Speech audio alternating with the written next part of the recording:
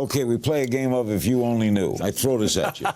What was your funniest fan encounter? Well, I don't know if it's a funny fan encounter, but our biggest record is called Stay Hungry. And on the cover, symbolically, metaphorically, I was in a corner trapped holding a bloody bone.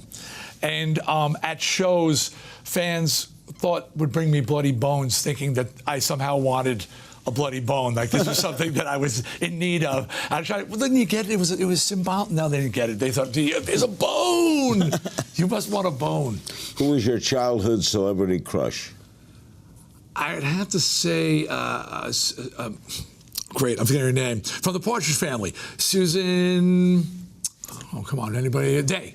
Susan Day. I was a kid watching. Not only was she in a band, but she was a girl. She seemed available. Best piece of advice you ever got? Was from my grandfather. When he was well in his 80s, I moved into the apartment in his basement, and my grandmother passed away, and we used to have a weekly dinner together. And one day he looked at me and he said to me, "Don't be wishy-washy." And he said, "What?" He said, "Don't let people walk all over you." And I said, "Why are you telling me that, Grandpa?" And he goes, "You know what?" He goes, "My whole life I did work that other people took credit for." He was a tool and die man. He made custom pieces for the first lunar landing. He says, but he would do the work, and then other people would take credit for the work that he did. He says, never let that happen to you. And I really took that to heart. Worst piece of advice you ever got? Worst piece of advice I ever got. I had my friend's father used to walk me around and tell me, "What are you, crazy with radio? What are you, Arthur Godfrey? Forget it." Yeah. Pipe dreams, pipe dreams. I was. You don't need to wear underwear with those spandex pants. Found out recently you could see through them when I sweat. What was the moment you knew you'd made it? The moment I knew I made it is when I came home from Europe. Touring over there, and I came home, my wife and my son, and I got in the car. We needed milk or something, and I was driving up to the grocery store, business as usual, turned on the radio, and We're Not Gonna Take It was playing. And I said, that's cool, and I changed to the other rock station, and We're Not Gonna Take It was playing. And I said, I'm going for the trifecta. And there was 3 rock stations in our market, and I hit the third, and We're Not Gonna Take It was playing. And that's when I knew. Wow, that's pretty good. Most embarrassing moment on stage?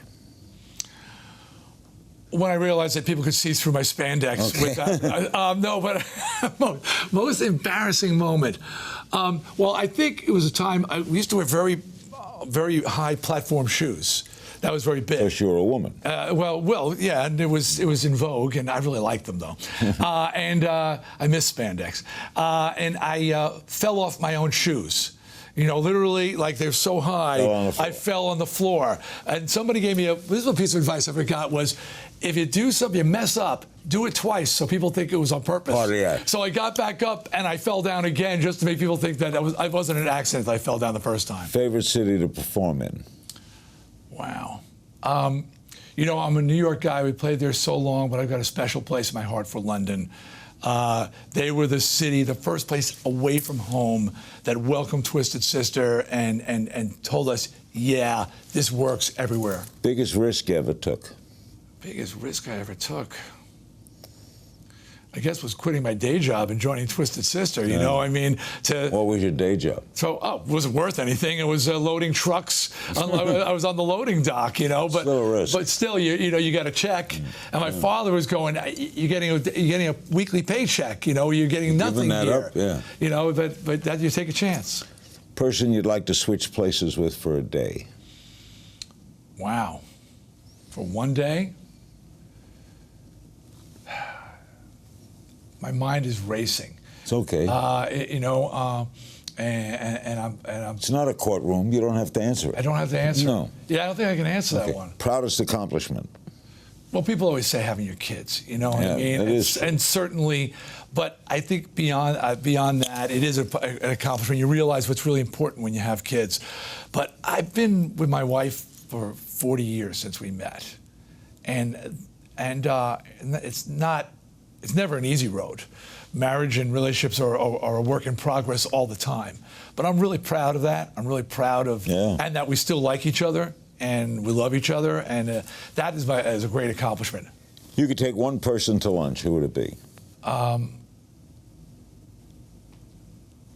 I'm just blanking out on that. Oh, whoa, is he dead or alive? Yeah, okay. Mark Twain. Oh, the best American writer. He is one of my favorite authors of all time. What a brilliant! Have you been reading his biography, his autobiographies? I mean, tell it. Letters from the Earth. Well, Letters from. Did you read Letters from the Earth? Oh, that's unbelievable. But his autobiographies that he wrote not to be published till 100 years after he was gone. I didn't read that. He's got 2 of them. They're about this thick, and it's just what a mind.